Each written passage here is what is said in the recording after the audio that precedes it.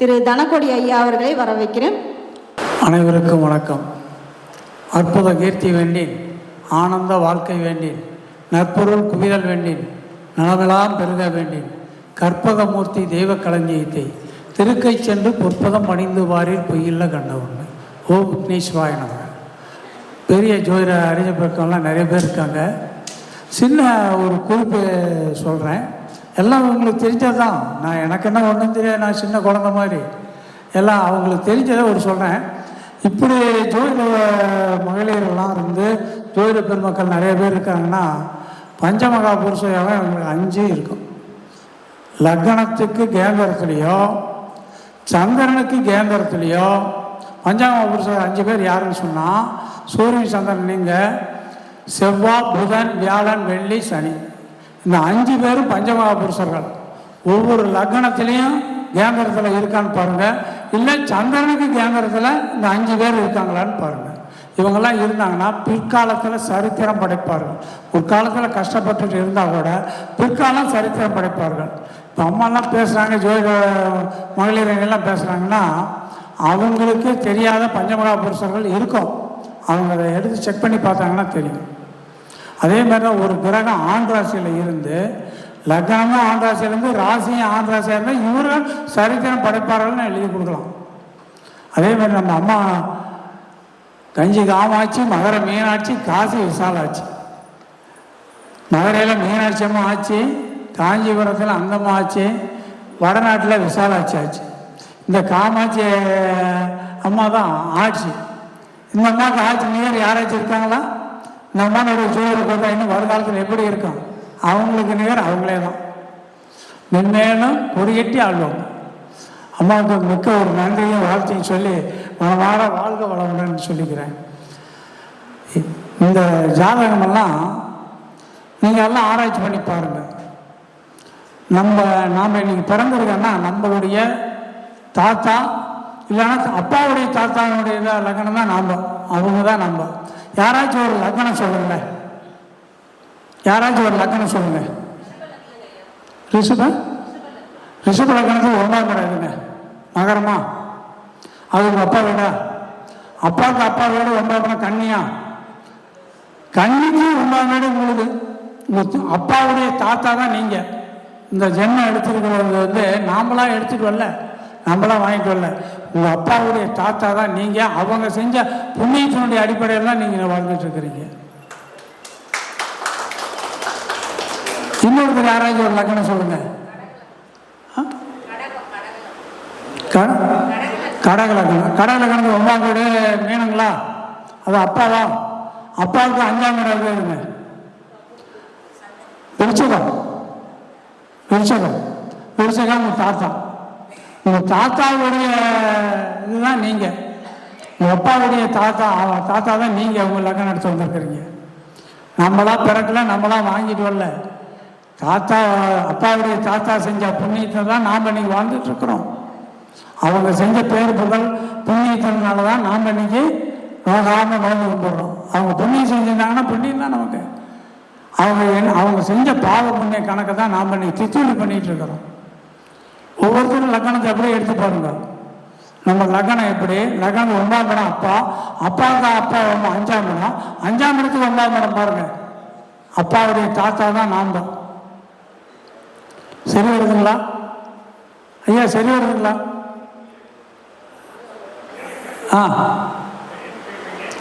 லக்னத்துக்கு நம்ம அப்பாவுடைய தாத்தா தான் நம்பன்னு சொல்லி சொல்றேன். தனுசு லக்னத்துக்கு 9ஆம் வீடு சூரியனுங்களா? மேசம் சிம்மமா? சிம்மம் அப்பா.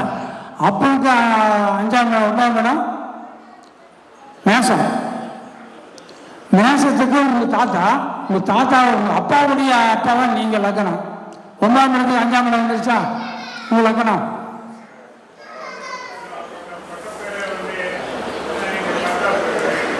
அதான் உங்கள் அப்பாவுடைய தாத்தா தான் நீங்கள். அந்த எல்லாருமே கணக்கெடுத்து பாருங்க. அப்பாவுடைய தாத்தா தான் நாம். அப்பா செஞ்ச புண்ணியத்தை நாம் இன்னைக்கு செஞ்ச பாவ புண்ணியத்தில் தான் நம்ம இருந்து நடந்துட்டு இருக்கோம். அது அவங்க செஞ்ச புண்ணியத்தினுடைய அடிப்படையில் நாமளும் புண்ணியம் செஞ்சுட்டே போயிட்டு இருந்தோம்னா ரொம்ப நல்லாயிருக்கும். இந்த பஞ்சமகா புருஷர் 5 பேர்னு சொன்னோம் இல்லையா, அந்த 5 பேருக்கு சாட்சி வேணுமில்ல. என்னமோ சொல்கிற, நாங்கள்லாம் ஜோதிடமே எங்களுக்கு ஒன்றும் தெரியாதா, எல்லாம் நீ வந்து கதை விட்டுட்டு போகிற அப்படின்னு நினைப்பீங்க. சொல்ல பாருங்க, கும்ப லக்னம், கும்ப லக்னத்துக்கு ஒரு 2ஆம் வீட்டில் உள்ள 3ல் குரு, 4ல் ஒன்றும் இல்லை, 5ல் கேது, 6ல் சனி பகவான், 7ல் ஒன்றும் இல்லை, 8ல் ஒன்றும் இல்லை, 9ல் சந்திரன், சுவாதி நட்சத்திரம் சந்திரன், 10ல் ஒன்றும் இல்லை, 11ல் சுக்கிரன் ராகு, 12ல் சூரியன் செவ்வாய் புதன். லக்னத்துக்கு 4ஆம் வீட்டில் ஒரு கிரகமும் இல்லை.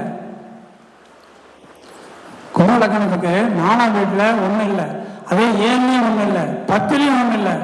இந்தாலும் சரித்திரம் படைப்பார்களா சொல்லுங்க ஐயா, சரித்திரம் படைப்பார் அவரு? கும்பலக்கணம், கும்பலக்கணத்துக்கு 4ஆம் வீட்டில் கேந்திரத்துலேயும் ஒரு கிரகம் இல்லை, 7ஆம் வீட்லேயும் ஒரு கிரகம் இல்லை, 10ஆம் வீட்லேயும் ஒரு கிரகம் இல்லை. இவர் சரித்திரம் படைப்பாரா? யாராச்சும் ஒருத்தர் சொல்லுங்களேன். சரித்திரம் படைப்பா. சந்திரனுக்கு 7ல் குரு, அவர் ஹம்சயோகம். அதே சந்திரனுக்கு 10ல் சனி பகவான் சசயோகம். சந்திரனுக்கு 4ஆம் வீடு லக்னம் 12ல் செவ்வாய் புதன், செவ்வாய் ருஷபயோகம், புதன் பத்திரயோகம். இவர் சரித்திரம் படைத்திருக்கார். படைத்து பேர் புகழ் அந்தஸ்து கௌரவம் எல்லாம் வாங்கியிருக்கார். இவர் யாருன்னு சொல்ல முடியுமா? இவர் யாருன்னு யாராவது சொல்ல முடியுமா? இந்த ஜாதகம் யாருடையன்னு சொல்லுங்கய்யா, சிந்திச்சு பாருங்க. இந்த ஜாதகம் யாருடைய பேர் புகழ் அந்தஸ்து எல்லாம் வாங்கியிருக்காரு. சின்ன கொடுக்குறேன், சென்னை ரயில்வே ஸ்டேஷன்ல அவருடைய பேர் தான் இருக்கு. தெரியலையா? நம்பியார், புரட்சி தலைவர் மாண்புமிகு பொன்முடி செம்மல் புரட்சி தலைவர் எம்ஜிஆருடைய ஜாதகம் இது. எம்ஜிஆருடைய இன்னைக்கு ரயில்வே ஸ்டேஷனுடைய அந்த சொன்னோன்னே டக்குன்னு பிடிச்சிட்டாங்க. எம்ஜிஆருடைய பேர் தான் இங்கே இருக்குது, ரயில்வே ஸ்டேஷனுடைய பேர் அவர் தான் அந்த. அவர் லக்னமும் பாருங்க ஆண் ராசி, ராசியும் பாரு ஆண் ராசி. லக்னமும் ஆண் ராசி, ராசி ஆண் ராசி. சரித்திரம் படைப்பார்கள்.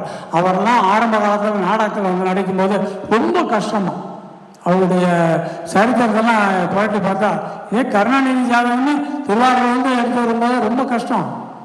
மெட்ராஸ் வரும்போதெல்லாம் பயங்கர கஷ்டம்.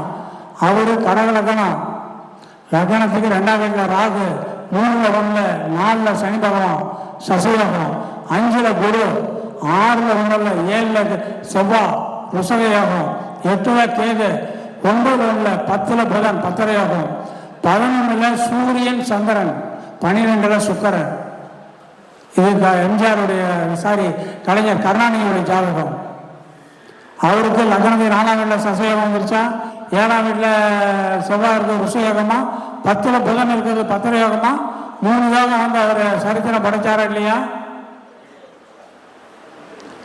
நம்ம ஒரு ஜாதகம் வருது, அந்த ஜாதகாரன் எப்படி நீ ரொம்ப கஷ்டம்னே வருவான். வரவங்களாம் எவன் பெரிய கோடீஸ்வரனுங்க லட்சத்தில் கஷ்டங்கிறான், லட்சாதிபதிக்கே நான் ரொம்ப கஷ்டங்கிறான்.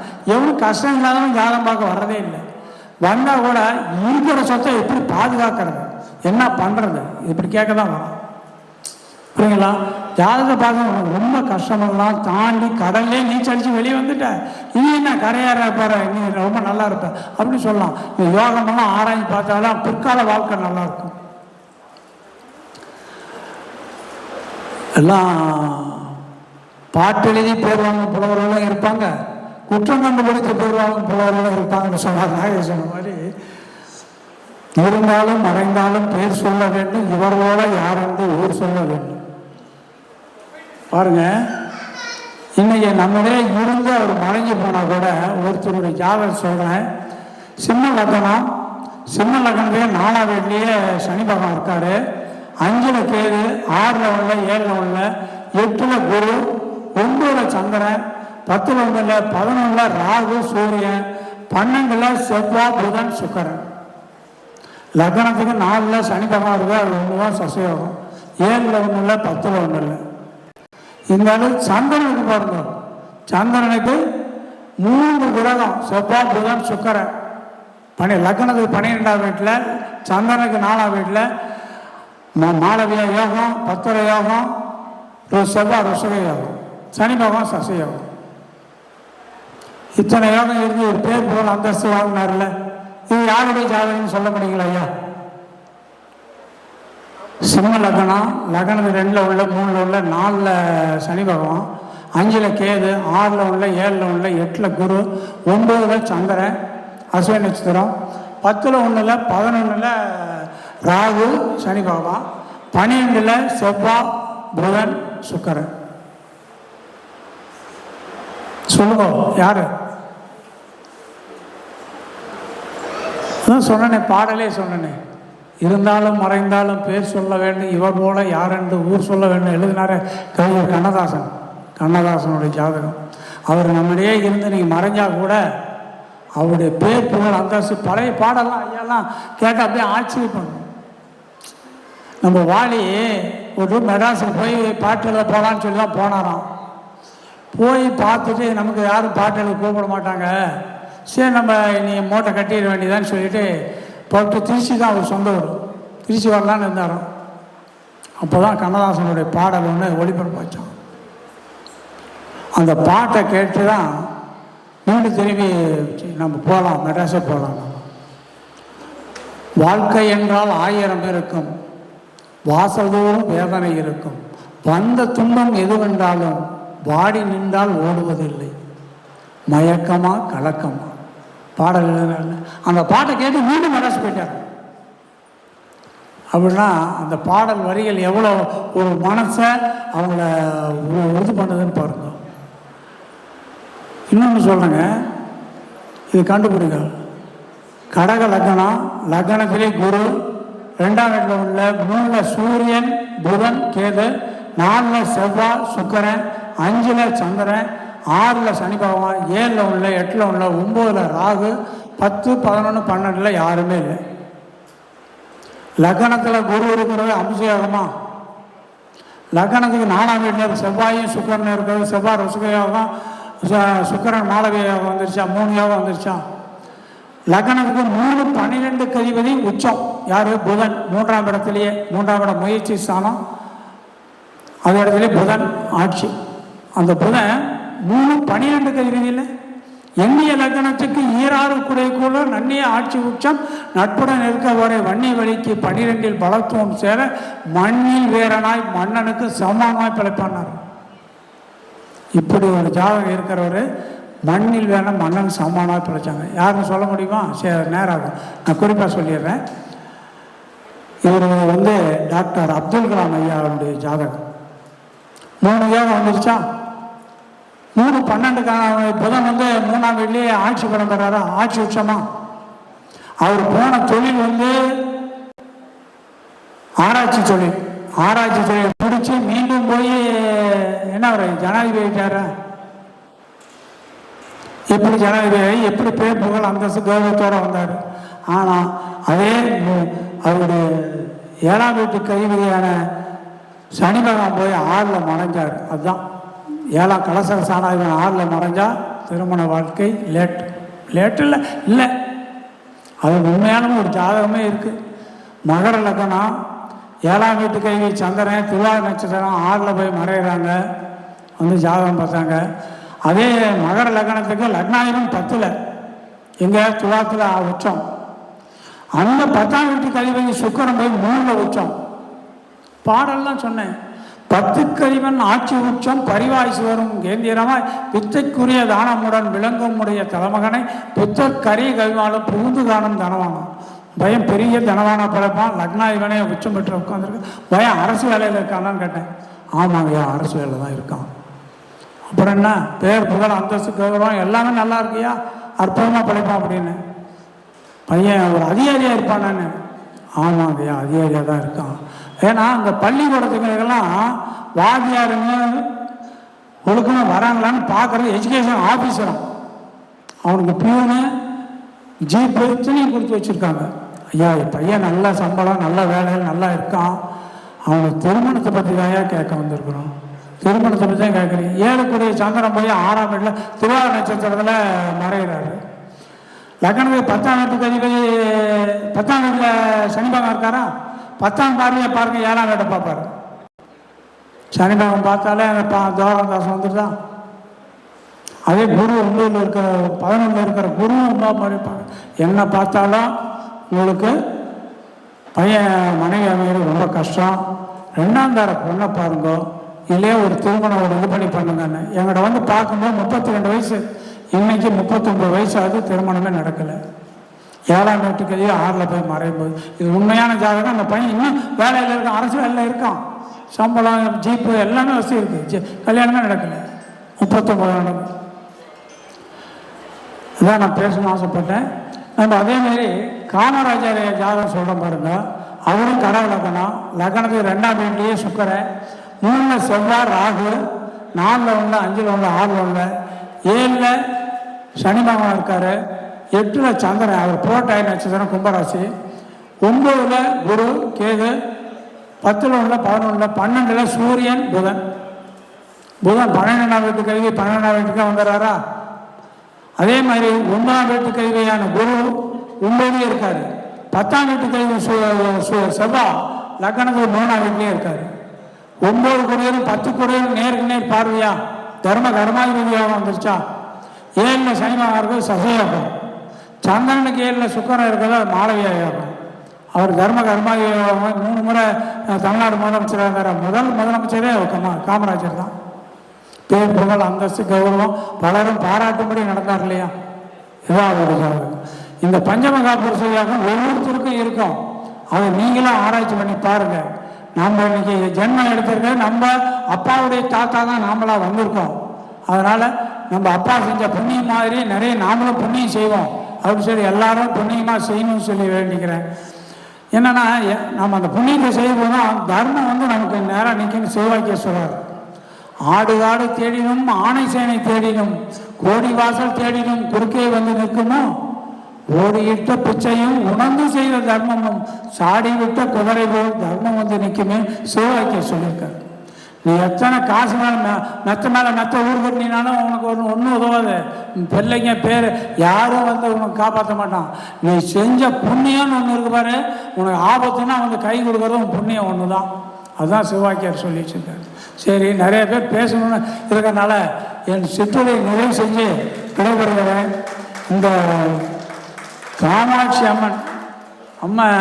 காமாட்சி அம்மனுக்கு நிகர் யாராச்சும் இருக்காங்களா? அந்த அம்மானுடைய ஜோதிட ஆய்வகம் முன்னேறும் நீடோடி நல்லா வரும், கவலையே படாதீங்க. நீங்கள் 42 போட்டீங்க, 442 வரப்போகுது. ஏன்னா 40 அப்புறம் பிரகாசமாக வராமல் என்ன பண்ணுவாங்க? சூரியன் போல. அது மாதிரி நன்றி, வணக்கம். எனக்கு பேச வாய்ப்பளித்ததுக்கு நன்றினை கூறி விடைபெறுகிறேன். எல்லோரும் ஜோதிட பெருமக்கள், பாலில் தண்ணியை கலந்து வச்சாலும் தண்ணி நீக்கி பாலை மட்டும் பறகுமா அன்னப்பறவை. அதுபோல் நான் சின்ன பையன் ஏதோ பேசுகிற தவறு இருந்ததுன்னா மன்னிச்சு என்னோட நல்லதை மட்டும் எடுத்துக்கணும்னு நம்மளை எல்லாரும் வேண்டிக்கிறேன்.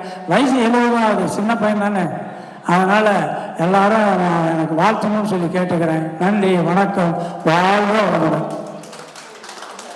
என் பேர் பவானி தனக்கோடி. நான் தனக்கோடி 3 தனக்கோடி இருக்குது.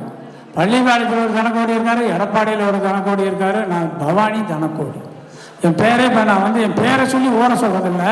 நான் ஊருக்கு முன்னாடி என் பேருக்கு முன்னாடி ஓர போட்டுக்கிட்டேன், பவானி தனக்கோடி. என் செல் நம்பர் 95 14 72 80 51.